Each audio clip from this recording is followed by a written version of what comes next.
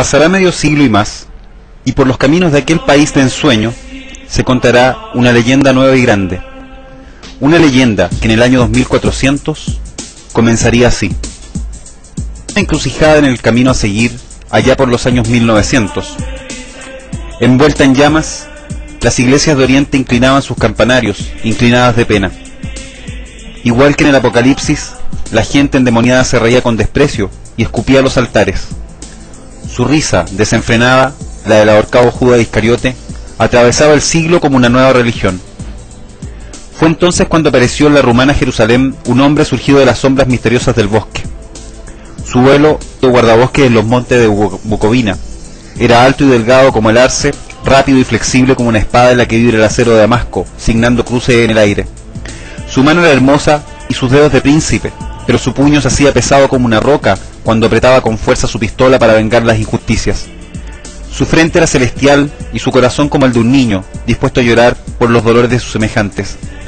En sus ojos verdes, como las aguas profundas, se daban la mano los aterciopelados verdes de la comarca de los Motsi, con el redules y las hayas de Bucovina y con el cielo de zafiro de los ríos de Moldavia. Se reflejaban en ellos las sombras del frescor dulce y santo de los atrios en las pequeñas iglesias perdidas en las montañas, así como el hilo de plata de los senderos de los montes rumanos. Este hombre, bajado de las cumbres, encarnó en su vida el espíritu rumano con una belleza y una autenticidad profundas que marcaron su siglo. Venció su escudo, en el que figuraba el arcángel Miguel, después de arrodillarse sobre las piedras de la iglesia y haber padecido tormentos en las cárceles. Después de heroicos sacrificios, logró reunir entre sus brazos y bajo la luz de sus ojos la voluntad joven de la nación, abriéndole el ancho cauce que ha corrido impetuoso a través de los siglos hasta hoy. Iordache Nicoara, introducción a Diario de la Cárcel de Corneliu Celea Codreanu. Bienvenidos a Emisoras Patria Nueva Sociedad y nuestro programa Historia Total el día de hoy para tratar la vida de este extraordinario joven de ese curioso país tan lejano bacano que es Rumania. Quiero saludar al doctor Jorge Vargas. Buenas tardes, doctor. Vamos a entrar entonces con algunas materias históricas previamente a el conocimiento de lo que fue la Guardia de Hierro, el capitán y la Legión de San Miguel Arcángel. Junto a él quiero saludar también a Francisco Aldea, que nos acompaña esta tarde. ¿Cómo está, Francisco? Muy buenas tardes, Alexis. Buenas tardes a todos los auditores de Emisoras Patria Nueva Sociedad. Así es, aquí estamos una vez más en Historia Total para el capitán, el movimiento legionario rumano y lo que esto implicó en Europa entre guerras. Y finalmente quiero saludar a Nelson Donoso, que nos acompaña también hoy día. Un gusto tenerte con nosotros, Nelson. Buenas tardes. Bueno, ahora vamos a darle un homenaje a una de las figuras de las realizaciones, de las más grandes realizaciones nacionales habidas en la Europa de entreguerras. Así es, doctor, vamos a comentar para comenzar un poco qué es Rumania, porque conocemos deformadamente este país por las historias de alguna forma del conde Drácula, y es lo más cercano que tenemos como imagen, yo diría, de la mayor parte de los chilenos. Sin embargo, Rumania está más cerca de Occidente de lo que podríamos pensar. Es un fenómeno histórico, social, bien extraño, porque al comienzo del segundo siglo de la era cristiana, un emperador de origen español, de familia española, Trajano, entra a lo que era la Dacia,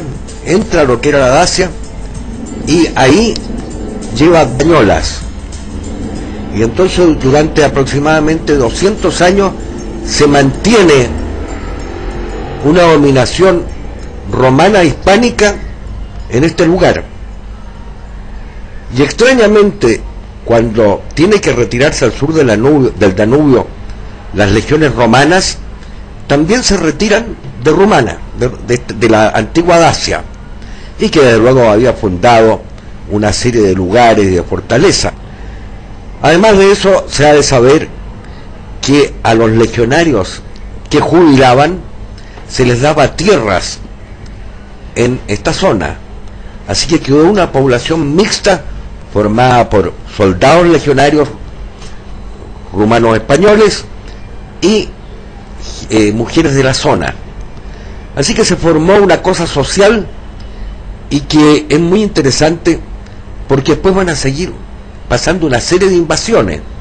Van a pasar los ostrogodos, los visigodos, van a pasar los turcos, hay muchos griegos en la zona también, y van a pasar grupos amarillos, los húngaros, los hunos y los búlgaros.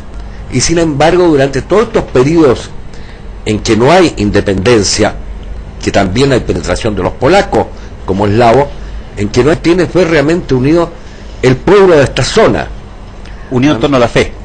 En torno a la fe. Y para nuestros auditores, son cristianos, pero muy particular, porque estos son cristianos ortodoxos en su gran mayoría, y que mantienen su independencia frente a los jefes de la Iglesia ortodoxa, tanto los de Constantinopla como los de Rusia. Así que es bien interesante esto, porque lo que está ahí acantonado entre eslavos, germanos, húngaros, búlgaros, griegos, turcos. Bueno, entonces, en todo esto ellos mantienen siempre su independencia, mantienen sus tradiciones, mantienen su lengua, porque me contaba alguien ahí que en la zona de Moravia se hablaba un rumano que casi era castellano como lo hablamos nosotros, los chilenos. Así es, doctor, porque me ha tocado escuchar acá a gente de la Embajada de Rumania en Chile en su momento, que han dado charlas, y es muy fácil de entender el rumano. Curiosamente hay algunas palabras más difíciles, pero lo demás se puede seguir casi sin problema. Sí, más fácil que el italiano. Mucho más. Como estamos viendo, entonces Rumania siempre fue una especie de puerta de entrada a Europa y a la vez frontera. De allí que venga esta tradición de los rumanos en términos de inicios de la historia cristiana en Occidente, de estar siempre combatiendo las invasiones de gente que venía a Europa a tratar de dominar. Y eso va a traer como consecuencia que conozcamos hasta hoy esta figura emblemática, decía yo al inicio, de Vlad el Empalador, este príncipe rumano que combatió en forma bastante dura estas invasiones y logró detenerlas. Pero eso es lo que sabemos de Rumania en general. Así que la figura de Corneliu Celea Codreanu entonces aparece en un contexto histórico donde yo diría que no se sabía mucho de Rumania. Exacto, porque después de la guerra de Crimea hay una serie de cambios de los mapas internacionales y se va a crear entonces este Estado libre de Rumania que hemos conocido, y se va a traer entonces a un príncipe de la casa de Hohenzollern, el primero de los Carol. Y entonces va a empezar esto, y ya de repente se ven comprometidos con la Primera Guerra Mundial, se ven después en un interregno en la segunda, antes de la segunda, y finalmente viene la Segunda Guerra Mundial. Pero en este interregno hacia el año 30, 1930, estamos hablando más de 70 años, es cuando van a ser la Legión de San Miguel Arcángel y la Guardia de Hierro. ¿Podríamos hablar un poco, Francisco, de cuál es entonces el origen de Corneliu Celea Codreanu nace y de dónde le viene este amor a su tierra tan grande que va a manifestar en la fundación de este movimiento?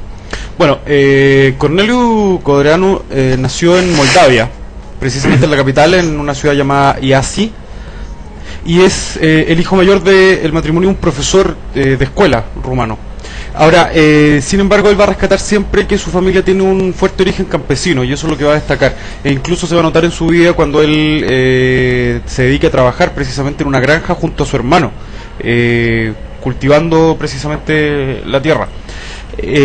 Ahora, lo más llamativo de la vida temprana de Corneliu es que después de hacer la escuela primaria y pasar a la secundaria en el liceo militar, llega una guerra en Rumania, una guerra civil. Tomemos en cuenta que Corneliu había nacido en 1899 y todavía no tenía 18 años, así que esto debió haber sido en la época de la Primera Guerra Mundial. Y en ese minuto, a pesar de no tener la edad reglamentaria, Corneliu se enrola en el ejército. Sirve en el 25º Regimiento de Infantería de Vaslui, junto a su padre, que en ese minuto está con el grado de capitán sirviendo en la guerra. Ambos parten a combatir al frente, y a pesar de que son derrotados y deben retirarse, es notorio que desde ese ámbito, digamos, desde la temprana lucha por la patria y haberse creado un ambiente fuertemente nacionalista por su padre, que era fervoroso nacionalista rumano, de ahí puede haberle venido a Corneliu Celea este amor que es tremendamente espiritual, pero a la vez tremendamente visceral por su patria, por Rumania. Bueno, debemos considerar también algunos hechos que en esos periodos va perdiendo Rumania algunos sectores de su territorio. Va perdiendo un sector con los húngaros, que eran, digamos, enemigos tradicionales. También tiene problemas con los búlgaros y con los rusos, sobre todo la parte que se llama la Besarabia rusa. Ahora, lo interesante también es que hay muchos rumanos fuera de Rumania. En la zona de Macedonia griega hay rumanos, y también en la zona de la actual de la pasada Yugoslavia también había rumanos allí. Y todos estos rumanos, a pesar que viven fuera, se sienten grandemente partidarios de la nación rumana. Así que aparte, digamos, del problema territorial, también hay un problema de pueblo allí, hay un pueblo unido. Digamos que dentro de los movimientos nacionales que se forman en todo el mundo, los 5 continentes, entre 1919 aproximadamente y 1945, yo diría que la Guardia de Hierro, la Legión de San Miguel Arcángel, junto con la Falange Española, van a ser 2, y se me está quedando incluso mencionar a un movimiento en... Perdón, se me acabó completamente el nombre.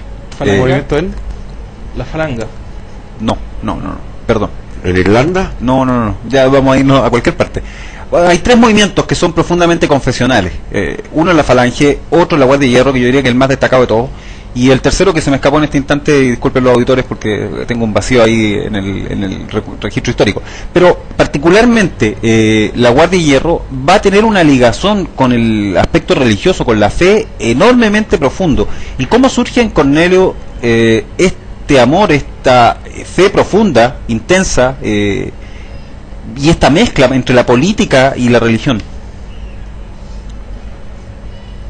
Bueno, Cornelius siempre entendió que la política tenía que estar ligada a la religión, y que de hecho la política era el medio de realizar en términos prácticos la visión religiosa, que era una manifestación espiritual. Por así decirlo, Cornelius lo que plantea es una suerte de dualidad, si podemos llamarlo así, entre el plano espiritual, que está dominado por la religión, y el plano práctico, que es conducido por la política. Pero ambos están integrados en Cornelius. No hay una separación entre lo que sería, por ejemplo, la vida privada, donde cualquiera puede profesar la fe que se le ocurra, y la vida pública, donde podemos hacer la política que se nos ocurra. Para Cornelius se trata de hombres completos, por así decirlo, que son profundamente cristianos, profundamente creyentes, pero al mismo tiempo eso se debe manifestar en su actuar político. Eso se debe mostrar en su actor político. Ahora, eso le debe evidentemente venir, por un lado, por la formación familiar, porque su madre, Elisa, era tremendamente religiosa, y desde pequeño les inculcó a los niños el fervor religioso, y además debe venir por un poco también por el clima general de la nación rumana, que precisamente se planteó siempre como un baluarte del cristianismo frente a la zona geográfica en la que estaba ubicada. De hecho, la ligazón entre nacionalismo y cristianismo en Rumania tiene este sentido, doctor, porque siempre el ser cristiano dentro de un país que está rodeado por fronteras de gente que no lo era, tenía que ver a la vez con reforzar la propia identidad y con mantener el nacionalismo vigente frente a los demás. Claro, y no nos olvidemos que el cristianismo fue predicado en toda esa zona desde que llegaron las legiones romanas, porque después viene la época Constantino, con la creación ahí de un centro, Constanza, con un centro, así que llegaban cristianos a esa zona, y después quedaron dentro, tal como lo expresé, dentro del sector ortodoxo, y se mantuvieron ahí en constante lucha, muy afianzado con el cristianismo, y siempre conservando este espíritu nacionalista, porque los cristianos de Constantinopla eran griegos, los cristianos de Bulgaria eran ortodoxos, pero muy fanáticos de su religión, y muy expansivos, y los húngaros, que también se habían cristianizado después, eran católicos en su mayoría, Los polacos por el norte, a pesar de que no era nación todavía, sino que eran pueblos, también eran muy católicos. Entonces esta gente, que era gente de ambiente rural, porque Rumania es brutalmente campesina, fundamentalmente campesina, entonces se mantenía allí en torno a sus popes, sus curas, quienes eran en último término los que estaban afianzando el nacionalismo rumano. Hay otro paralelo también entre Corneliu Celaya Codreanu y José Antonio Primo Rivera, porque ambos dos van a estudiar Derecho. Eso también es una cosa notable. Exactamente, luego de terminar, al regresar de la guerra, Corneliu cursa el último año de enseñanza media y termina, egresa, y en su ficha de estudiante quedan consignados dos detalles que son importantes. Uno es que tiene un carácter bastante dulce, bastante tratable, cercano, cordial, y la otra es que tiene una altísima conducta moral. Eso queda destacado en su hoja de vida, en su paso por la escuela militar, que vendría a ser un equivalente a la enseñanza media, y al final, como nota al pie de la hoja de clasificación, aparece el juicio: será un buen comandante, textual. Ellos estaban pensando en comandante de ejército, pero fue comandante de otras cosas un poco más amplias. Y posterior a eso, Corneliu se matricula precisamente en la universidad para estudiar la carrera de Derecho, y ahí comienza su actividad política, precisamente en la universidad. Respecto a ese tema, la mayoría de las universidades europeas y la mayoría de los estudiantes de Derecho fueron los principales impulsores de reformas jurídicas a nivel nacional. O sea, el hecho del carácter formalista y muy disciplinado que tiene la carrera permitió que estos líderes que pseudo místicos, como el caso de Codreanu, lograra una cierta unidad en lo que se refiere a coherencia en lo podría decir su doctrina, aunque a pesar de que a él no le gustaba esa palabra, porque a él no le gustaba lo que se llamara programa, pero eso le permitió un cierto disciplinamiento interno.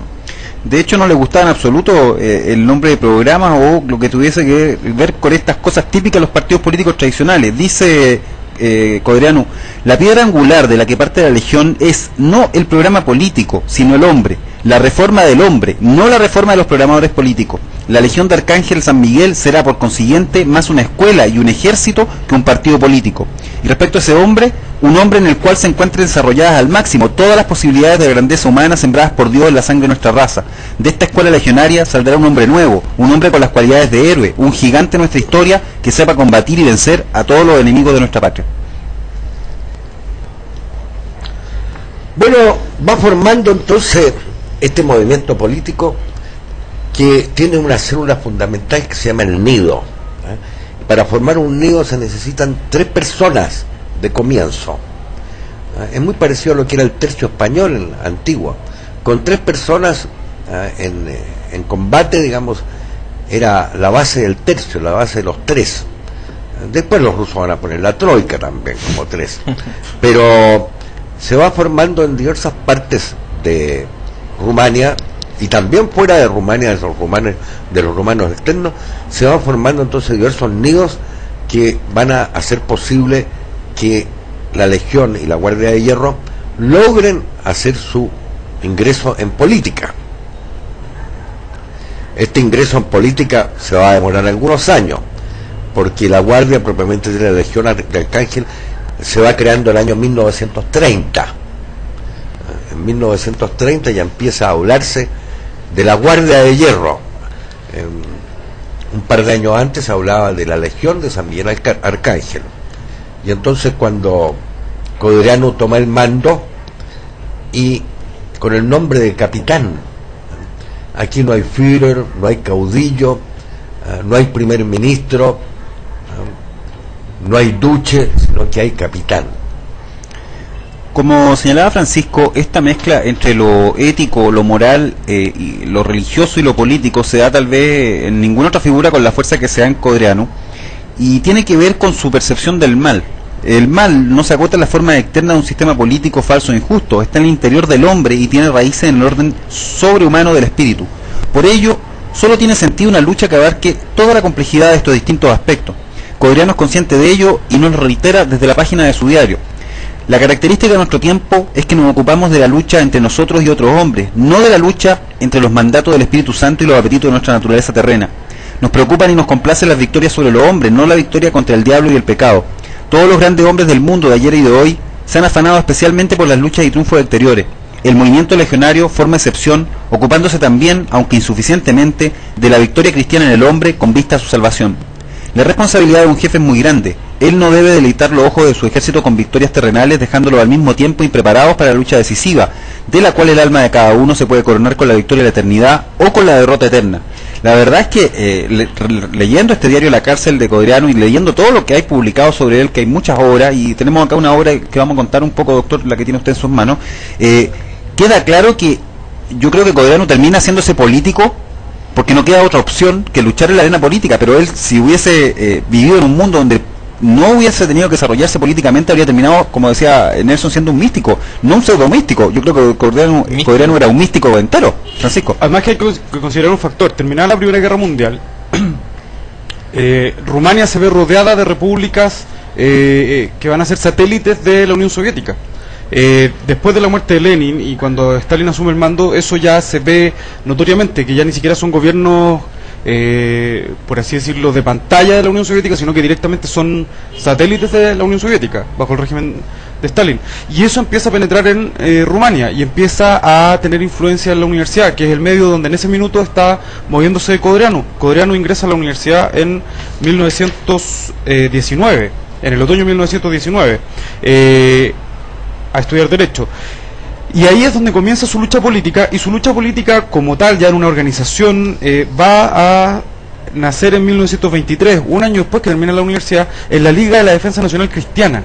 Claro. Como pueden ver, es que es un movimiento que no funda Codreanu, sin embargo se va a hacer cargo de la conducción casi inmediatamente después de su fundación, pero no lo funda él, y sin embargo ya está ahí conceptualizado el tema de la nacionalidad y del cristianismo como distinciones de los movimientos rumanos nacionalistas. O sea, ser estandartes de la nacionalidad significaba ser estandartes también de la religión cristiana, y eso queda claro por fuentes que ni siquiera son del propio Codreanu como tal, sino que vienen con anterioridad a él.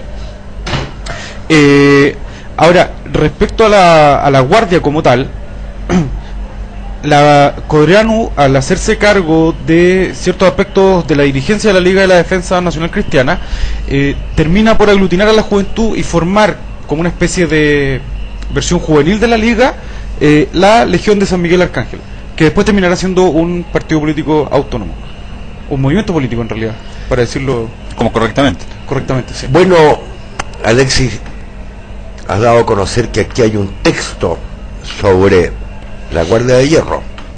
Y es un texto que, si bien fue editado en España, en realidad se hizo acá en Chile. Se editó en España en 1969, pero lo publica el profesor de Derecho Penal de la Universidad Católica, don Sergio Miranda Carrington. Son los recuerdos de la Guardia de Hierro, y me tocó a mí conocer a dos de los hombres que participaron en estos relatos y en estos recuerdos.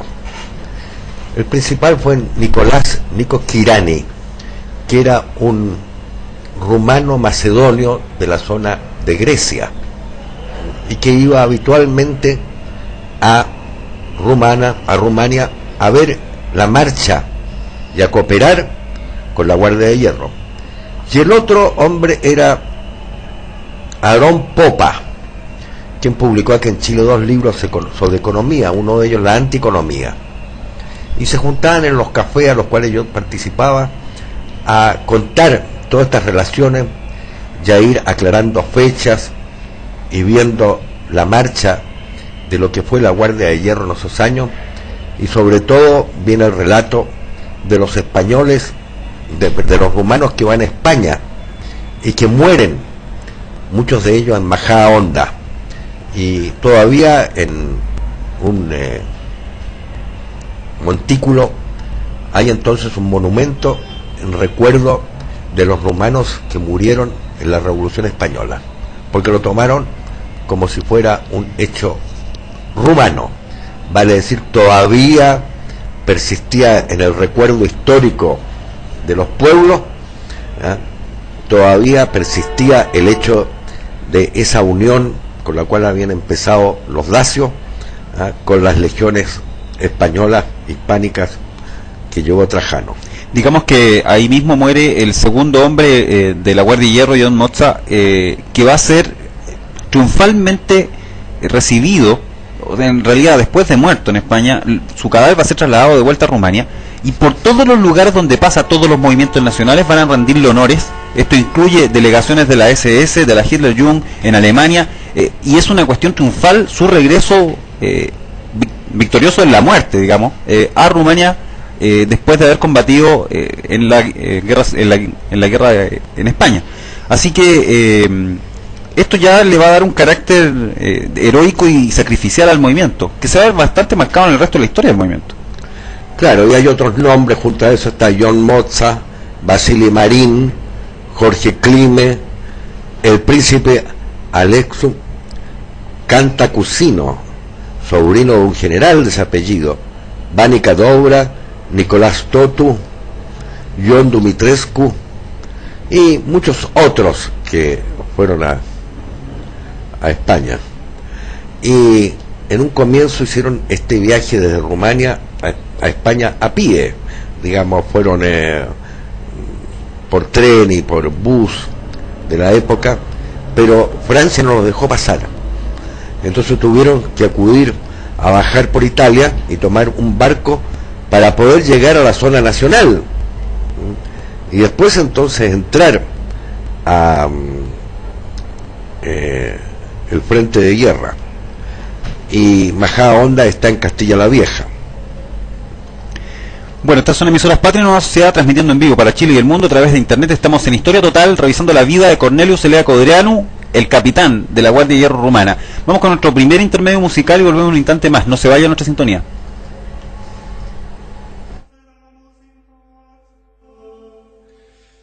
Estamos viendo algunos aspectos de su formación, algunas ideas generales, y también vimos algo sobre la historia de Rumania.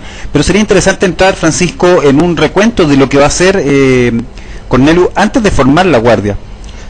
Sí, antes de formar la Guardia, Corneliu, como ya señalábamos en el bloque anterior, participa en la Liga de la Defensa Nacional Cristiana, que es un movimiento que va a tratar de aglutinar principalmente a los universitarios, en la parte de joven, digamos, a los universitarios rumanos, en torno al nacionalismo, para combatir precisamente el comunismo, que estaba bastante avanzado ya en las universidades rumanas. Ocurre un hecho en 1923 que va a ser interesante, porque va a marcar un poco la pauta de los años futuros de Corneliu, y es que el gobierno modifica el artículo 7º de la Constitución, y con eso le otorga a los judíos presentes en Rumania los mismos derechos que a los ciudadanos comunes rumanos. Para los nacionalistas esto fue un problema grave, porque evidentemente ellos, como defensores de Occidente y defensores de la cristiandad y defensores del nacionalismo y de la nacionalidad rumana como tal, obviamente tenían algunos entredichos con los judíos en genérico, y van a organizar los nacionalistas protestas, actos de reacción en contra de esto, y por ser considerado agitador, Corneliu es detenido y condenado a 7 días de prisión.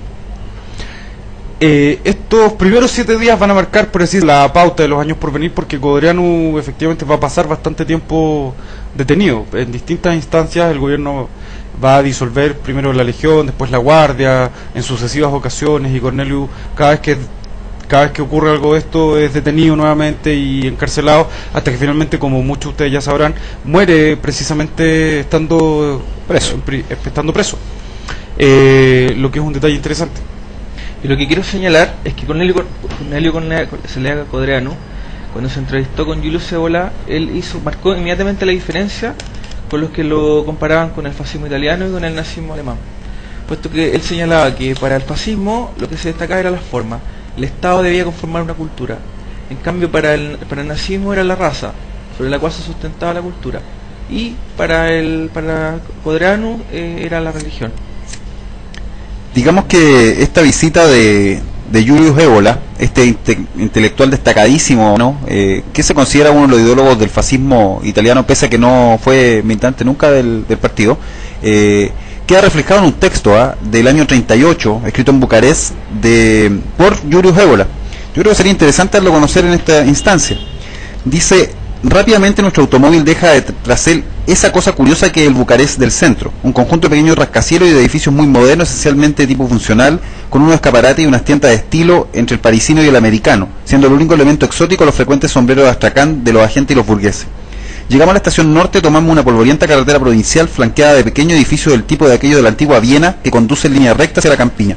Tras una media hora larga, el coche tuerce bruscamente hacia la izquierda, toma un camino campestre, se detiene frente a un edificio casi aislado entre los campos. Es la llamada Casa Verde, residencia del jefe de los guardias de hierro rumano. La hemos construido con nuestras propias manos, nos dicen con cierto orgullo los legionarios que nos acompañan. Intelectuales y artesanos se han asociado para levantar la residencia de su jefe, casi con un símbolo y un rito. El estilo de construcción es rumano. Por los dos lados se prolonga por una especie de pórtico hasta el punto de dar la impresión de un claustro. Entramos, subimos al primer piso. Viene nuestro encuentro un hombre joven, alto y esbelto, en ropa deportiva, con un rostro abierto y que da inmediatamente la impresión de nobleza, de fuerza y de lealtad. Es justamente Cornelio Celeda Codreanu, el jefe de la Guardia de Hierro. Su tipo es específicamente ario-romano, parece una reaparición del antiguo mundo ario-itálico. Mientras sus ojos gris azulados expresan la dureza y la fría voluntad propia de los jefes, táneamente en el conjunto de la expresión una nota particular de idealismo, de interioridad, de fuerza, de comprensión humana. Incluso su forma de conversar es característica. Antes de responder, parece absorberse en sí mismo, alejarse, para después de pronto comenzar a hablar, expresándose con una precisión casi geométrica, en frases bien articuladas y orgánicas. Después de que toda una falange periodista de todas las naciones y colores que no saben preguntarse sobre otra cosa que aquello que está unido a la política más contingente, esta es la primera vez, y lo noto con satisfacción, dice Codreanu, que viene a mí alguien que se interesa ante todo por el alma, por el núcleo espiritual de mi movimiento. He encontrado una fórmula para contestarle a estos periodistas y decirle algo más que nada, a saber, nacionalismo constructivo. El hombre se compone de un organismo, es decir, de una forma organizada, después de las fuerzas vitales, después del alma. Se puede decir lo mismo de un pueblo. Y la construcción nacional de un Estado, bien que ella tome naturalmente estos tres elementos, puede experimentar principalmente, no obstante, y por razones de cualificación diversas y de herencia diferente, los movimientos de uno de estos tres elementos.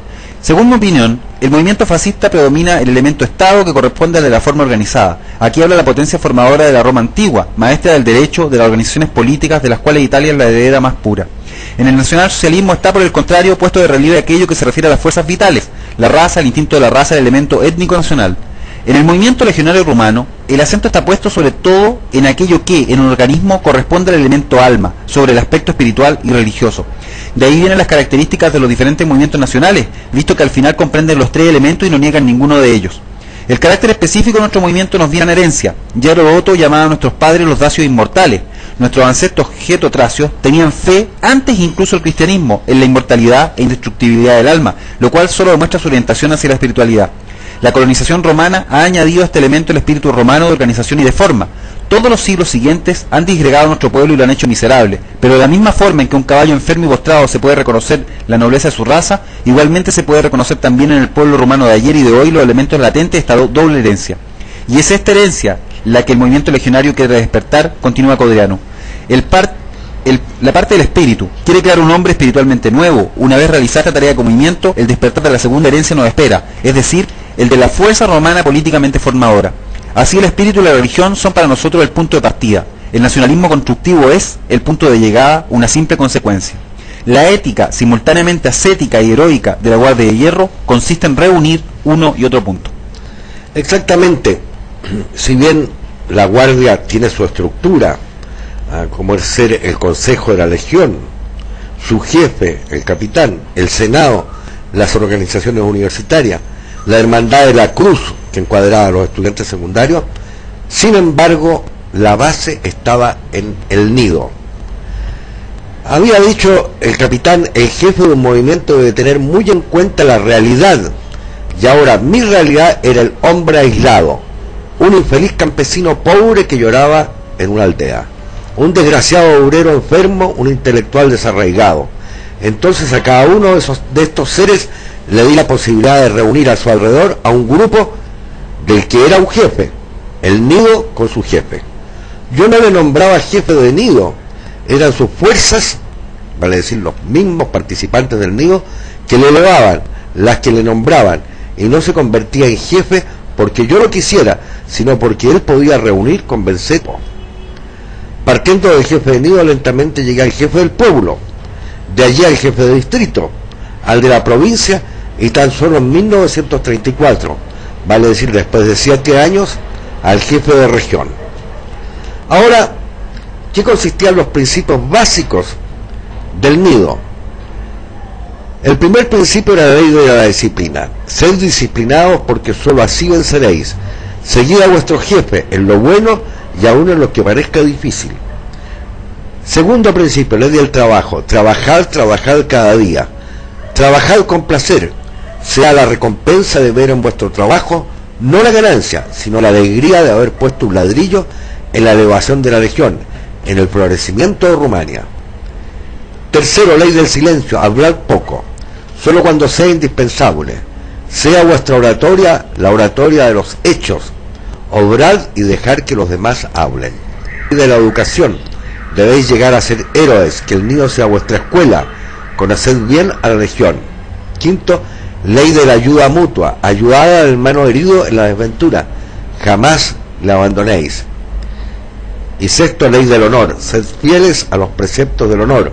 Luchad y sed honesto. Dejad a otros el camino de la infamia. Para vosotros mejor es vencer o caer combatiendo en el camino del honor.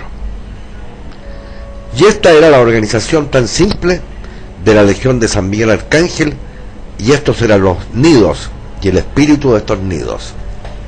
Interesante porque Cornelio empieza a construir su movimiento desde la base, y eso es lo que está reflejando, lo que él mismo está señalando respecto a los nidos. Primero, no es una autocracia en el sentido que él esté designando a los líderes en cada nivel. Los líderes se van designando a sí mismos por la elección de los grupos que van formando. Eso yo creo que es un contrapunto, digamos, a esta noción piramidal, estructurada, súper jerarquizada de muchos otros movimientos nacionales. Este es un movimiento que surge de la base. Claro.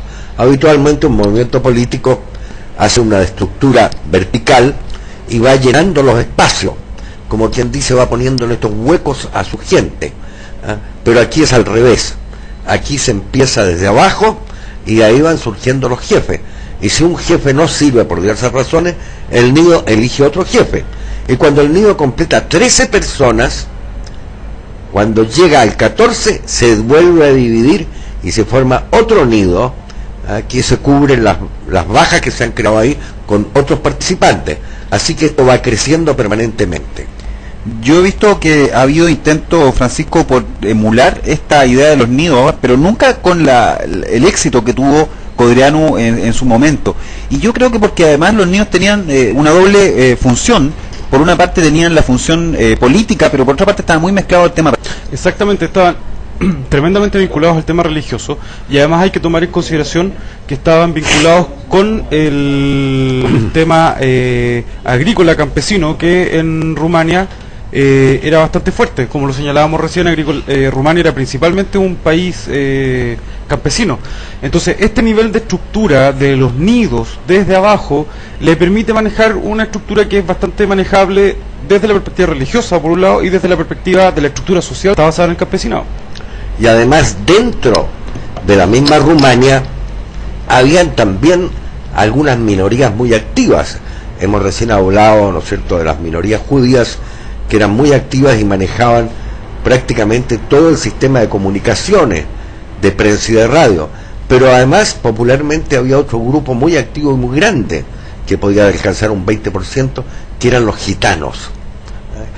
Los gitanos rumanos que se sentían muy rumanos, no se habían nunca incorporado realmente a esta cultura, a esta civilización campesina. Respecto a este tema de la presencia de los judíos, va a haber una mujer que se constituye en una especie de Esther en Rumania, y que tiene todas las características de este personaje bíblico, que es Elena Wulf, conocida en Rumania por una latinización del nombre como Elena Lupescu. Tampoco era su apellido Wulf originalmente, pero la cosa es que esta mujer va a tener un papel destacado en la persecución que se va a hacer contra la Guardia de Hierro, doctor.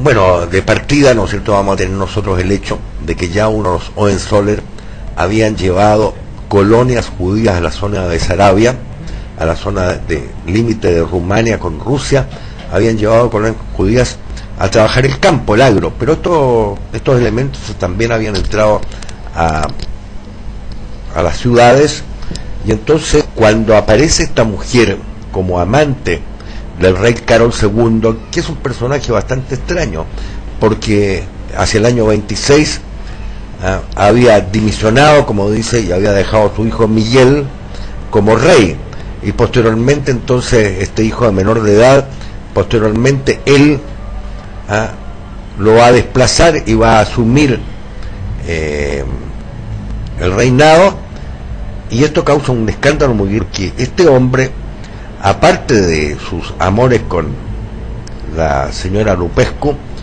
empieza a pedir que se le pague sus sueldos desde el momento en que él había renunciado. Vale decir, hubo que pagarle como 6 años retroactivos de su sueldo como rey.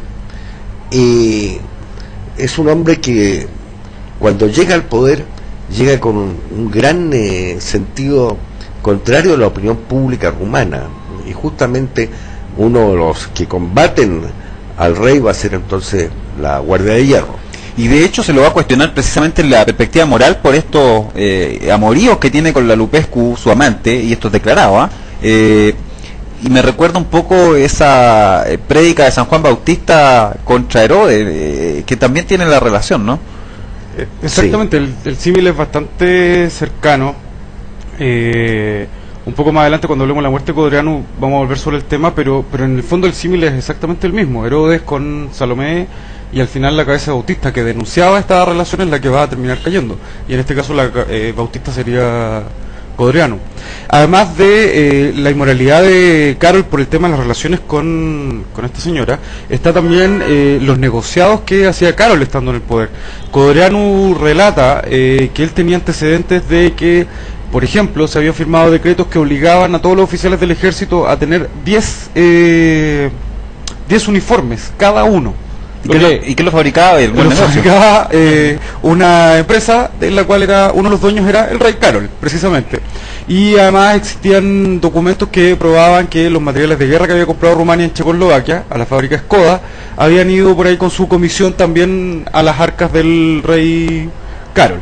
Así que Carol era, por un lado, el modelo de gobernante, y por un lado el blanco perfecto para los ataques de cualquiera que tuviera un mínimo sentido de la decencia, como era el caso de Codreanu y la Guardia de Hierro. Otra cosa interesante del movimiento de Codreanu es que, siendo Codreanu básicamente un intelectual, y aunque no le haya gustado la palabra un doctrinario, logra hacer que este movimiento, que es una élite dentro de la juventud rumana, penetre muy rápido y sea apoyado ampliamente por los obreros y por los campesinos. Y es una cosa absolutamente notable, porque va a tener su mayor influencia justamente en esos dos mundos que aparentemente están tan lejanos al mundo universitario del cual venía Codreanu. ¿Cómo se produce esto? Bueno, hay una reacción popular, no solamente contra la situación política interna, sino que también ellos ven el problema externo, porque pensemos que ya la Unión Soviética estaba organizada, ya el Partido Comunista estaba entrando a Rumania, y eso significaba que, así como había entrado en un momento en Bulgaria, como había entrado en Checoslovaquia y en la misma Alemania, podía entrar en Rumania, pero resulta que Rumania estaba al lado, era vecino, y el zarpazo de los rusos, de los eslavos, ellos lo sentían presente.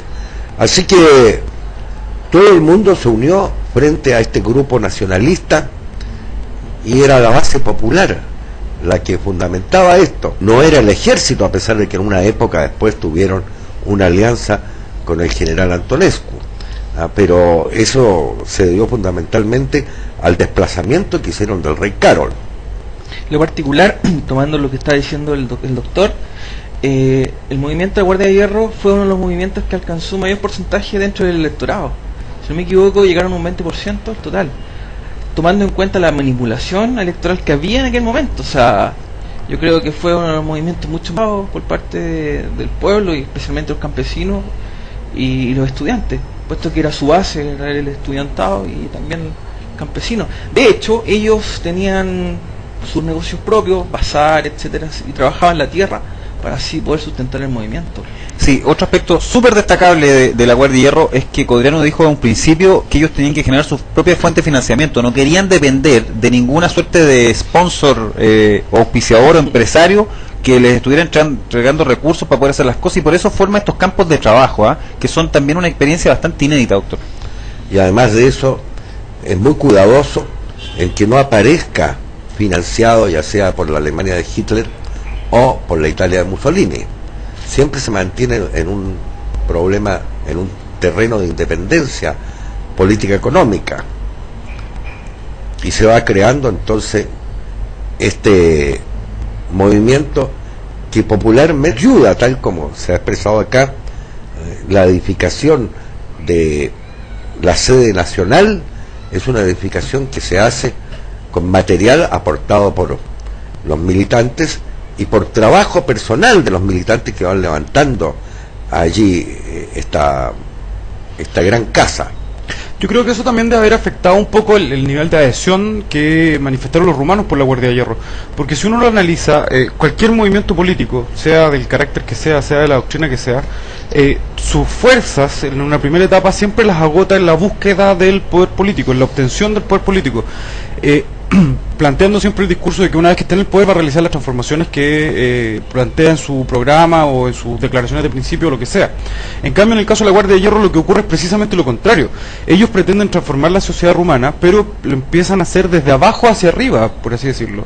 Empieza a realizarse el comercio legionario, empiezan a realizar otras labores, terminan teniendo el batallón de comercio legionario, tienen bazares, como señalaba Nelson, tienen, en fin, un montón de lugares donde desarrollan actividad económica, lo hacen también en los campos, comienzan la construcción de un hospital que no lograron terminar por los sucesos que ocurrieron más adelante, específicamente en la Segunda Guerra Mundial, y sin embargo, o sea, y esto a los ojos del ciudadano común y corriente debe haber sido un cambio bastante brusco. O sea, entre los políticos de absoluto que hacen es hablar y hablar y hablar de lo que van a hacer cuando lleguen al poder, y cuando llegan al poder evidentemente no hacen nada. Y estos muchachos que están en la guerra diaria contra el comunismo por un lado, por otro lado propagando su doctrina, además que se lo pasan en la cárcel por orden del rey, y además que son perseguidos, hostigados y molestados por todos los otros movimientos.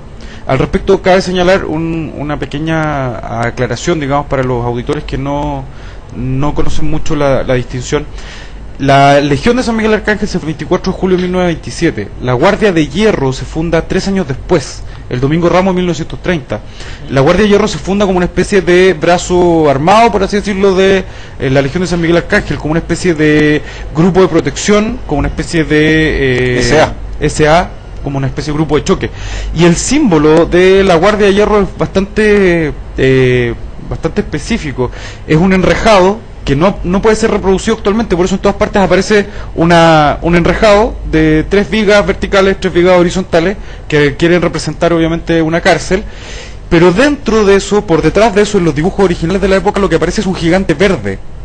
Entonces lo que querían representar era que la cárcel, digamos el Estado, el rey Carol y sus secuaces, obviamente lo que estaban tratando de aprisionar este gigante verde que era el espíritu legionario rumano, que se expresaba en la Legión de San Miguel Arcángel. Ahora, para terminar la idea con la que había comenzado, entonces estos muchachos que se dedican a la acción política, que obviamente se manifiesta a través de todo un trabajo social, económico y un desarrollo de sus ideas en actos concretos que tienen que ver, obviamente, en forma directa con beneficio en la comunidad. Si nos damos cuenta, estamos en una época en que la especulación económica era bastante fuerte y estos muchachos desarrollan el comercio legionario, donde obviamente no hay intereses, no hay grandes márgenes de ganancia. El comercio legionario es casi comercio trueque, obviamente la gente se ve beneficiada por un lado, y por otro lado ve estos muchachos que son un ejemplo de trabajo y ya no del mero discurso político. Eso debe haber sido muy fuerte para la sociedad rumana y debe haber redundado en el fuertísimo apoyo que obtuvo a nivel popular la Guardia de Hierro. Son las 20 horas 57 minutos en Chile. Estas son emisoras Patria Nueva Sociedad, transmitiendo en vivo para Chile y el mundo a través de internet. Estamos en Historia Total contándoles la vida de Cornelius Celeda Codriano, el capitán de la Guardia de Hierro rumana. Volvemos un instante más, no se vayan en nuestra sintonía.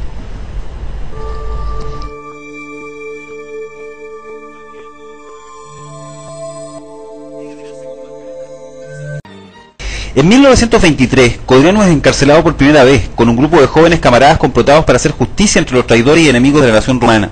De esta estancia la prisión de Bacaresti surge como indestructible fraternidad, el núcleo que acaba de convertirse en el eje fundacional del movimiento legionario. La dura cesis de la cárcel lleva al jefe a profundizar en su interior el alcance de una lucha que no puede ser meramente política. El héroe de la Juventud Nacional va a ser también su profeta. En la meditación de estos días de encierro comienzan a modelarse en su alma los rasgos del místico y del santo que conducirá a los suyos bajo la custodia celeste del arcángel San Miguel. Muchos han hablado de que Codriano experimentó una revelación o manifestación del arcángel. Las propias palabras del capitán parecerían indicarlo. Jamás había sido atraído por la belleza de una imagen, pero me sentía ligado a esta con todo el alma y tenía la impresión de que el arcángel estaba vivo. Desde entonces he empezado a amar la imagen. Cada vez que entrábamos en la iglesia abierta, entrábamos y nos arrodillábamos ante ella, y el alma se nos llenaba de calma y alegría. De rodillas ante la imagen en la capilla de la cárcel se ofrece al Señor como víctima propiciatoria. Señor, tomamos sobre nosotros todos los pecados de esta raza. Acepta nuestro sufrimiento y haz que estos sufrimientos fructifiquen en días mejores para ella. El Señor recibirá esta plegaria y aceptará el ofrecimiento y lo conducirá hasta el martirio. Los frutos de esta entrega generosa perduran hoy, pese a todo, con motivo de esperanza. Obtener la libertad inicia Codriano un experimento que en los años venideros extenderá a escala nacional, el de los campos de trabajo, cuya finalidad es doble. Uno, la financiación del movimiento, pues el jefe rechazará siempre las subvenciones que comprometen y esclavizan y no cree la validez de una organización incapaz de hallar en su propio seno los recursos necesarios para su vida y desarrollo. Dos, la educación de sus militantes por el trabajo y el sacrificio. Ya se muestra aquí lo que ha de ser nota esencial y distintiva del movimiento legionario, su preocupación por el nacimiento del hombre nuevo. El país muere por falta de hombres, no por falta de programa, y por esto no debemos crear programas nuevos, sino hombres nuevos. Como si el régimen corrupto que somete a la patria rumana intuyera el peligro que nace y lo amenaza en sus raíces más profundas, la represión arrecia. Codriano es nuevamente detenido, sus camaradas son torturados. Ya en libertad interviene como abogado en el proceso a uno de los suyos. Es agredido en la misma sala por el jefe de los torturadores, el prefecto de policía Manciu, al que mata en legítima defensa. Codriano retorna a la cárcel. Saldrá absuelto del proceso, que se transforma en acusación contra los verdugos. El triunfal retorno a Iasi, durante el cual Codriano es aclamado como triunfador por decenas de miles de rumanos, en su mayoría estudiantes y campesinos, señala el alto grado de popularidad que su figura ha alcanzado. Las masivas manifestaciones de simpatía se repetirán con motivo de su casamiento con Elena Ilinoiu, cuando los novios son acompañados por 2.300 vehículos y una caravana de varios kilómetros. La lucha del joven estudiante ha hecho vibrar las fibras más íntimas de los corazones sanos de la patria. 90.000 jóvenes nacionalistas asistieron al matrimonio de Corneliu Codriano, y estamos hablando recién del año 1925, es decir, 2 años antes de la fundación de la Legión de San Miguel Arcángel, 5 años antes de la fundación de la Guardia de Hierro, lo que significa que en ese minuto ya Corneliu era una figura bastante relevante dentro del quehacer político rumano y bastante magnética, por decirlo de alguna forma, para la juventud rumana en cuanto modelo. Doctor. Bueno, empieza esto y va a entrar ya la política con la Segunda Guerra Mundial, y ahí entonces vamos a tener dentro de Rumania todo este complejo. Por una parte el rey Carol, por otra parte las presiones de Grecia e Inglaterra, las presiones también de Hungría, que había sido su enemigo natural de la parte de Transilvania, y las mismas presiones de Adolfo Hitler, para lograr entonces encontrar un movimiento político más o menos afín. Pero esto va a cambiar totalmente en el momento que el rey Carol decide la alianza con Alemania, y se va a morigerar un poco la lucha contra la Legión, contra la Guardia de Hierro, y posteriormente va a venir entonces la llamada dictadura del general Antonescu, con el envío de las tropas rumanas al frente de Stalingrado, y van a estar allí cuando viene el derrumbe del general Paulus, con la entrega de todo el ejército alemán en su rendición.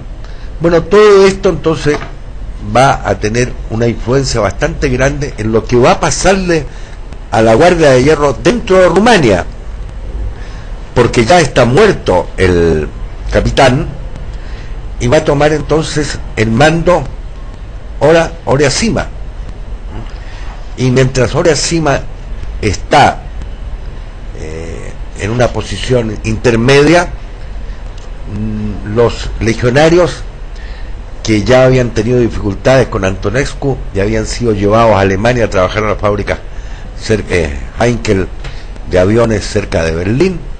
Va a llegar un momento en que cuando Oria Siman se va a Italia, entonces los alemanes van a meter al campo de concentración de Buchenwald a los miembros de la guardia que se encontraban en Alemania, cuando ellos habrían preferido estar combatiendo en el frente ruso.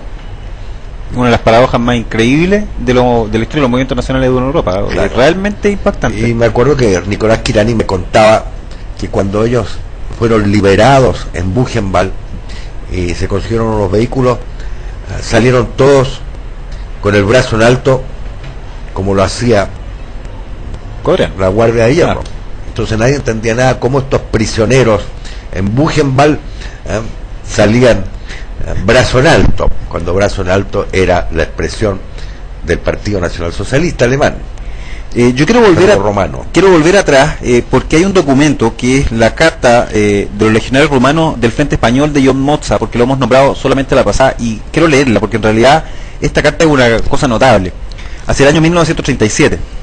Dios ha concedido a 7 legionarios del capitán el pasar la fiesta de Navidad y esperar el año nuevo con la mano sobre el fusil, la granada o la ametralladora, diseminados por las carreteras de Madrid o en la montaña en la lucha ardorosa contra los que sacan los ojos del Salvador y con la bayoneta y ultrajan a las santas imágenes de la Madre de Dios y su Hijo Divino.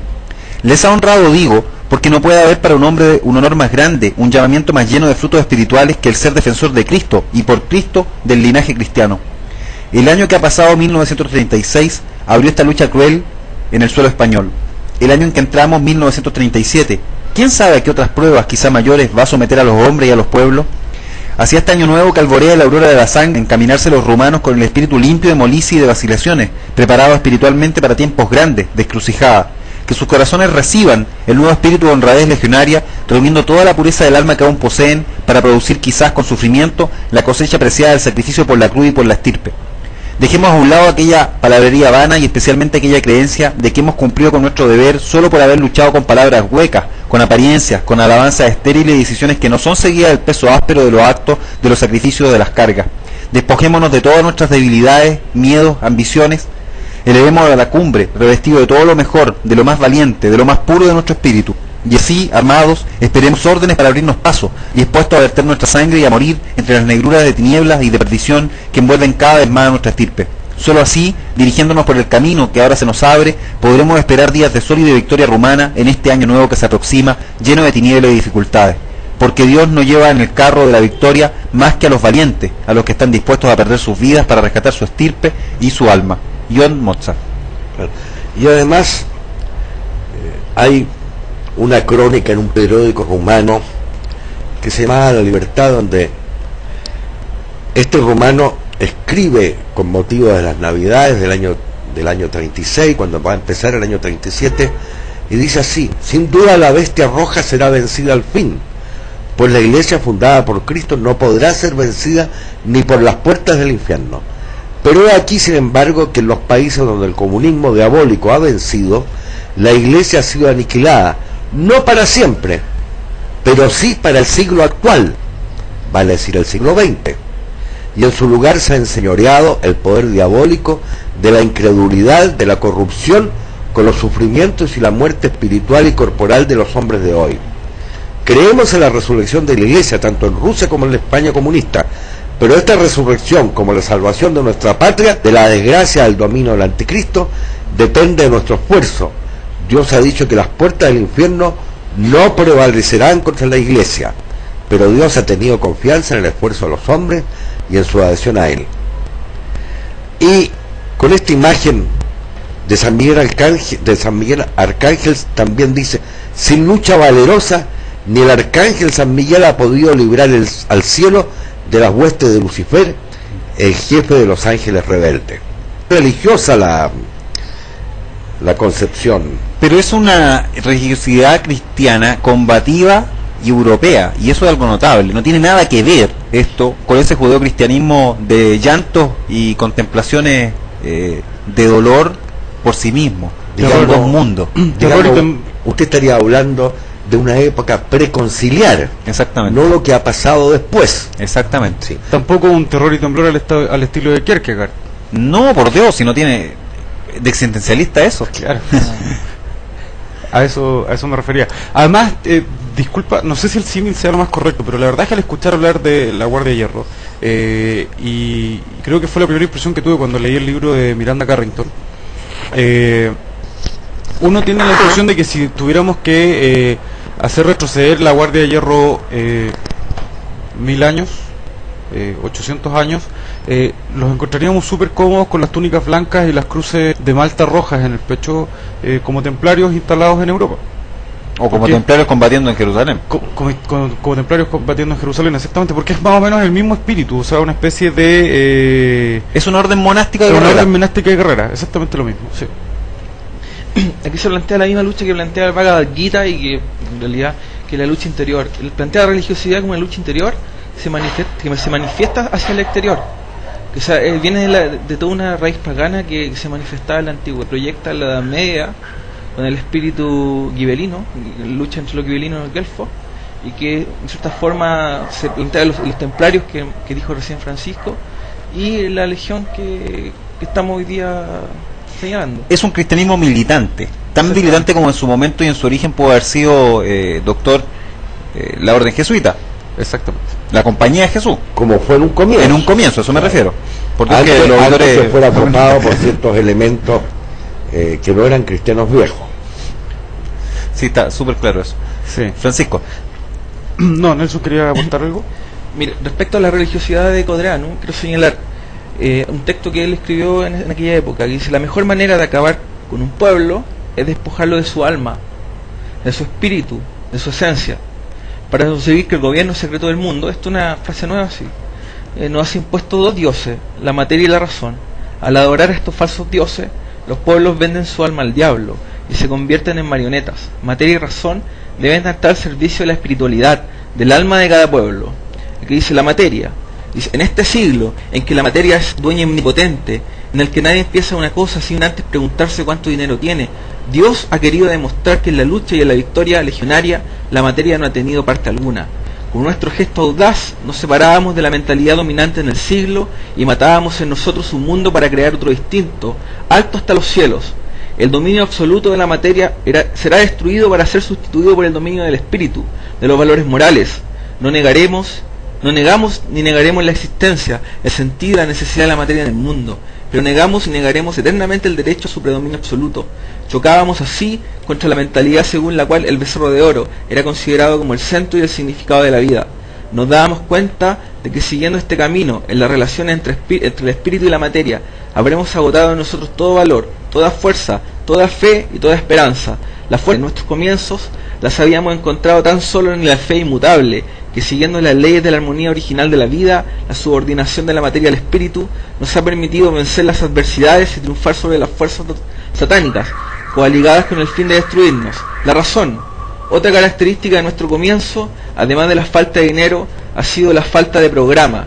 No hemos tenido ningún programa. Este hecho hará nacer una gran interrogante: organización política, sin ningún programa dictado por la razón, elaborado por unos hombres.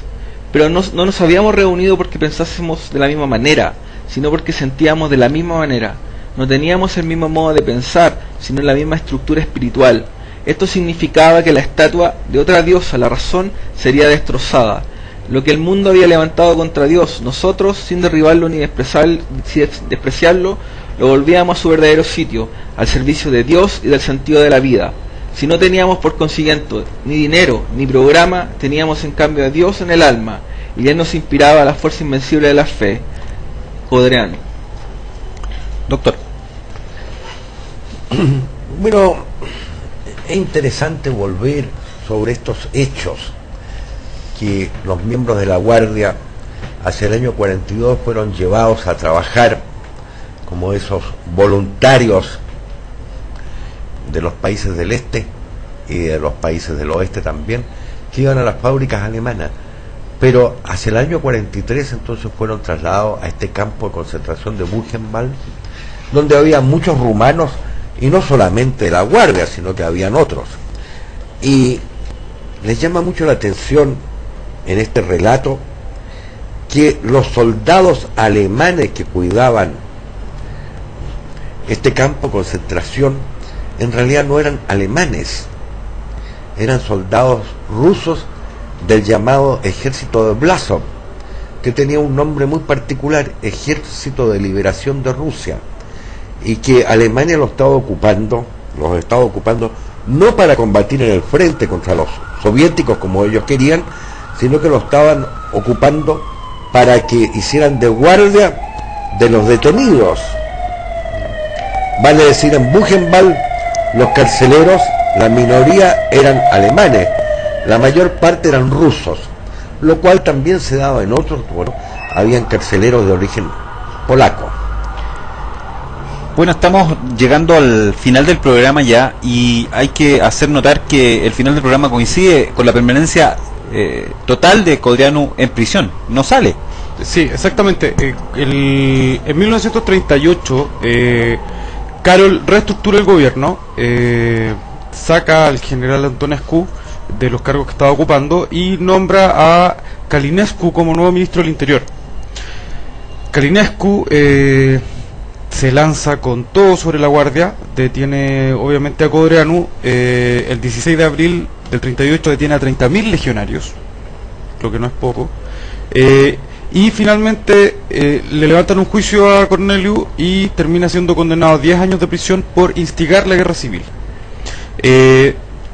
Obviamente, como ya señalabas delante, Alexis, aquí está un poco el símil de lo que comentábamos hace un rato. El rey Carol con su amante, que vendría a ser una especie de Salomé, y este Herodes que decide cortar la cabeza de Juan Bautista, que es Corneliu Codreanu.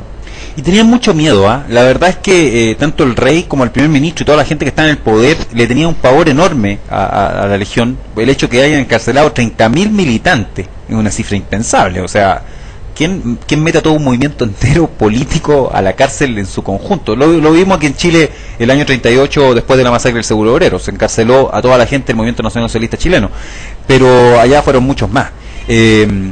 Y Codreanu no va a salir de la cárcel hasta que sale para que lo maten, porque además lo matan ocultamente, una cosa muy baja, muy vil, de una perfidia enorme. Lo sacan de noche, con el pretexto que lo van a trasladar a otro campo, a otra prisión, y lo llevan a un bosque y allí lo matan para hacerlo desaparecer, prácticamente como un detenido desaparecido, doctor. Sí, eso fue realmente impactante para los miembros de la Guardia de Hierro, porque estamos en ese momento, pues en 1938, si todavía no había empezado la Segunda Guerra Mundial, habían tenido sí una participación, tal como lo dijimos, en la Guerra Civil Española, por el lado de Franco, pero nada hacía de que el rumano se fuera a tirar en esa forma y fuera a asesinar a un hombre que estaba condenado nada más que a 10 años. Y 10 años que podrían haber sido menos, claro, si las circunstancias políticas hubiesen cambiado, etcétera. En la noche del 29 al 30 de noviembre de 1938, una pseudo-oficialidad sin Dios y sin ley, una pseudo-oficialidad extraña a las aspiraciones legítimas de la estirpe rumana, capitaneada por el rey Carol II y su manceba Elena Lupescu, consuma el último acto de la gran infamia, de la máxima infamia quizá en este funesto reinado. Corneliu Zelaya de Codreanu, junto a otros 13 camaradas suyos, figuras prominentes del movimiento legionario, son asesinados. Subido a una camioneta, bajo el pretexto de volverle a Jilava, los 14 legionarios encadenados de pie y mano, tal como habría podido después reconstituirse el crimen, emprenden el último viaje hacia el lugar de sacrificio preparado por una voluntad humana. Y mientras el siniestro vehículo yende arrollador, las sombras nocturnas son estrangulados por la espalda con cuerdas por 14 gendarmes verdugos cuidadosamente seleccionados para este fin. Pero allí, en medio de la carretera solitaria, bajo el sudario tenebroso de la noche, no solo se mata un hombre, se intenta matar un símbolo de renovación nacional, se intenta matar la esperanza en días mejores que el capitán había encendido en el alma rumana, se intenta matar una estirpe que entraba victoriosamente por el camino de su rescate. En un rincón perdido del bosque de Jilava, una tumba sin cruz y de nadie conocida guardó durante 2 años cerrado en su extraña mezclada con cal y vitrolo para borrar cualquier huella el aterrador testimonio de una demencia regia. Pero la locura es vana. El martirio santo remueve en sus profundidades el ser de la nación. Desde la torre del Templo Nacional una campana invisible enviará tañido de duelo, y todo un pueblo, comulgando con el sufrimiento, murmurará su oración de fe sobre la tumba desconocida, donde el palpitar triste de una lamparita no habrá de velar hasta años después. El hecho fue estigmatizado por toda la conciencia honrada. Muchas energías hasta entonces latentes se despertaron, y así el divorcio entre el país y el rey verdugo y sus siniestros siervos traidores se hizo definitivo.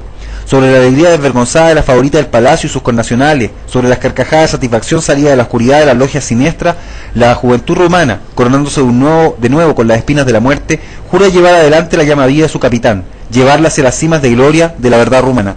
2 años agonizará aún el reinado carlista. Son 2 años de satánico desencadenamiento para aniquilar la legión del arcángel Miguel y todo el edificio creado por Cornelio Celaya Codreanu. Las prisiones se llenan de nuevo, las matanzas se cometen ahora en masa, diseminando muchas tumbas sin cruz ni nombre sobre la carne ensangrentada de la nación.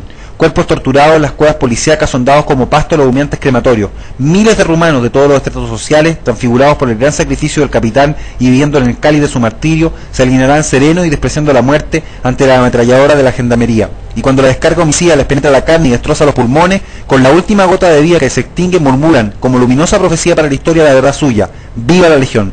Pero el terror cesa bruscamente la noche del 3 al 4 de septiembre de 1940, cuando la ira del pueblo traicionado se desborda por las calles. Carol, espantado y solo, abdica, huyendo a través de las fronteras con su siniestra manceba. Pero le perseguirá por doquier la maldición de un país desgarrado en todos sus confines, la maldición de un ejército humillado por el abandono sin lucha de tierras rumanas, la maldición de las madres, esposas y niños huérfanos, la maldición de los miles de asesinatos anónimos que han ahogado vidas sin mácula, vidas purificadas en magnánimo impulso hacia la verdad. Detrás de él, sus acólitos recibirán el castigo que merecen por todos sus miserables crímenes, así como ya en septiembre de 1939 lo recibió Armand Calinescu, aquel verdugo del ministro del Interior por cuya orden directa fue asesinado el capitán. Hoy Rumania paga otro tributo de sangre, siguiendo la línea del martirio histórico. Otro holocausto santo, incontables holocaustos santos se inscriben en las páginas de la epopeya nacional. Con el ideal del capitán, nuevos sufrimientos y torturas se ofrecen al cielo para la purificación de una estirpe y la cimentación de su patrimonio espiritual. Pero los perseguidores de hoy como los de ayer caerán, pues sobre las voluntades humanas la voluntad de Dios se hará sentir. El capitán murió pronunciando con su muerte el último discurso para su pueblo, y este discurso se ha escuchado religiosamente a través de los siglos en Rumania. Hay algunas cosas que es notable destacar del asesinato de Codreanu y de sus 13 camaradas, porque como tú señalabas en la nota que leías, ellos salieron encadenados de pies y manos en el vehículo que los iba a trasladar, y la versión oficial era que habían intentado fugarse. La pregunta es obviamente cómo se fugan 14 presos que están encadenados de pies y manos. Sin embargo, lo que realmente ocurrió es que los bajaron en un bosque del vehículo que los trasladaban, y fueron estrangulados por 14 gendarmes. La forma en que fueron estrangulados es bastante curiosa también, la forma en que fueron asesinados, porque a todos se les puso una cuerda alrededor del cuello, se les atravesó un palo para hacer una especie de torniquete, y con los giros de este instrumento fueron finalmente estrangulados. Luego, para simular que habían sido fusilados por el intento de fuga, se les disparó por la espalda, se les disparó en la nuca. Finalmente, para terminar con esta extraña fiesta, que recuerda a otra fiesta, con otra Esther, sí. Con otra Esther, cavan una fosa, echan los cuerpos en la fosa, les arrojan ácido sulfúrico para quemarlos, y luego colocan sobre la fosa 40 toneladas de cemento, y finalmente la cubren con tierra. Durante mucho tiempo no se supo qué había ocurrido con el capitán, hasta que en el año 40, después de la huida de Carol, Oria Sima reestructura lo poco que quedaba de la Legión de San Miguel Arcángel, fundando el movimiento legionario rumano, y logran exhumar los restos de los cadáveres. Esto ya es casi legendario. Encuentran que a pesar de las quemaduras del ácido y todo lo que había ocurrido, el cuerpo del capitán estaba prácticamente intacto. Es trasladado a la Casa Verde con todos los camaradas y sepultados con los honores que les correspondían, obviamente. Y en 1945, cuando los comunistas estaban acercándose a la frontera, los restos de Codreanu fueron exhumados nuevamente de su tumba y sepultados en un lugar secreto que hasta el día de hoy no ha podido ser descubierto.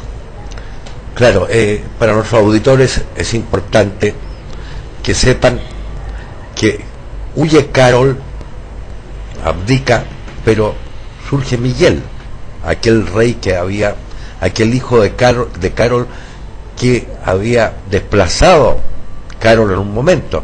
Entonces surge Miguel, termina la guerra, Miguel está gobernando y hace una alianza con los rusos, muy extraño, ¿no es cierto? Hace una alianza con los rusos y desde luego después los rusos echan a Miguel y se va a crear entonces la República Socialista Bolchevique Rumana, y que va a ser una de las últimas en caer, pues, porque ya estamos hablando de la época nuestra. ¿Y cómo cae, no? Claro, y cómo cae con el duro de Ceausescu, ¿no es cierto? El duro Ceausescu sencillamente es masacrado, huye, llora, aquí pide que lo perdonen. Claro, pide que lo perdonen, diciendo que los rusos obligaban a todo esto, y entonces surge nuevamente la Guardia de Hierro, la Legión de San Miguel Arcángel, quien entonces va a actuar ahora en una forma democrática, ya sin el espíritu del capitán. Bueno, en parte el doctor lo dijo, cuando se reunifica se supone Rumania, después la que ha hecho Ceausescu, una unificación en un sentido, por así decirlo, cultural, entre paréntesis. La Guardia de Hierro emite un comunicado público, una declaración pública, en la cual ellos señalan todo lo que en realidad pasó a lo largo y ancho de su historia, y también explican un poco su estructura política, diciendo que ellos en realidad, aun cuando Codreanu, su capitán, ellos eran ellos predicaban un sistema de gobierno despersonalizado, o sea, más o menos lo que planteaba en cierta manera Portales, a través de un triunvirato que se llamaba. Así que después de más de medio siglo de las persecuciones sufridas en su propia tierra, de las persecuciones del marxismo, la Guardia de Hierro seguía viva y latente en el pueblo rumano, y eso es tal vez el legado más grande de Codreanu. Sí, cabe destacar, yo creo que el valor más importante que surge del estudio de la Guardia de Hierro quizás no sea, como lo señalamos varias veces, el tema doctrinario.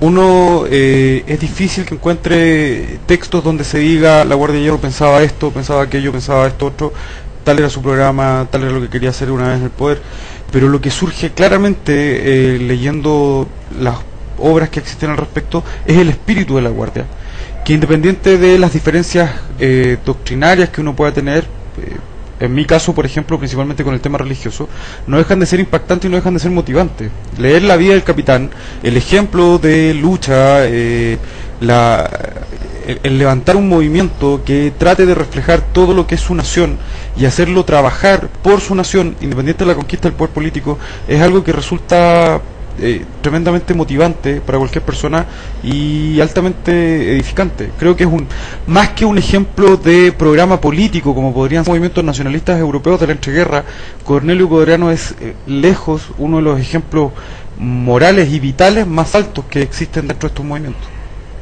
Estamos terminando el programa y para despedirnos, doctor. Bueno, fue interesante cuando aquí en la época de la Unidad Popular había relaciones normales con esta Rumania socialista.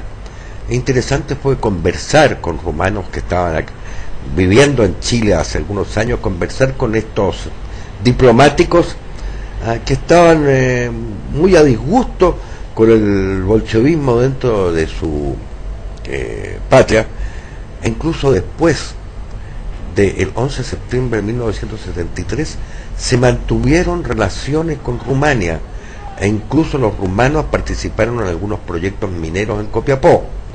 Así que veamos que por una parte, como quien decía, Ceausescu estaba obligado porque los rusos aquí y allá, pero por otra parte los rumanos se sentían muy bien, plácidamente bien en un país como Chile. Gracias, doctor. Nelson. Bueno, para decir las últimas palabras, hay que destacar el misticismo de Codreanu, muy análogo al de José Antonio Primo de Rivera. Ambos habían estudiado Derecho, ambos murieron en condiciones muy similares, y ambos se destacaron también por ser verdaderos líderes, entre paréntesis, podría decirse religiosos. Espirituales, sí. Espirituales. También quería decir otra cosa, que es muy análogo lo que pasó acá con lo que pasa. O sea, muchos cientistas políticos, quizá un poquito neutrales, o a lo mejor no tanto, pero señalan el parangón que hay entre la matanza en el seguro obrero acá, de los 57, 56, acá, con lo que pasó en Rumania, cuando les cortaron la cabeza. Incluso es más, porque Karol predicaba un cierto liberalismo conservador, al igual que se podría decir Arturo Alessandri. Eso sería todo. Digamos que el año 38 fue un año negro para la historia de los movimientos nacionales en Chile y en todo el mundo. Estas han sido Emisoras Patria Nueva Sociedad, transmitiendo en vivo para Chile y el mundo a través de internet. Hoy, con la vida de Cornelio Celeda Codreanu, obviamente y evidentemente nos quedan enorme cantidad de datos y de antecedentes que poder reportarles, pero creo que hemos dado un buen vistazo a la vida de este gran líder nacionalista europeo, nacionalista rumano del siglo XX. Con este ejemplo queremos dejarlos a ustedes invitados para el próximo programa, donde vamos a tratar la vida de otro líder nacionalista también muy importante el próximo miércoles a partir de las 20 horas. Y para terminar, solamente señalar el último discurso de Codreanu, que es muy breve.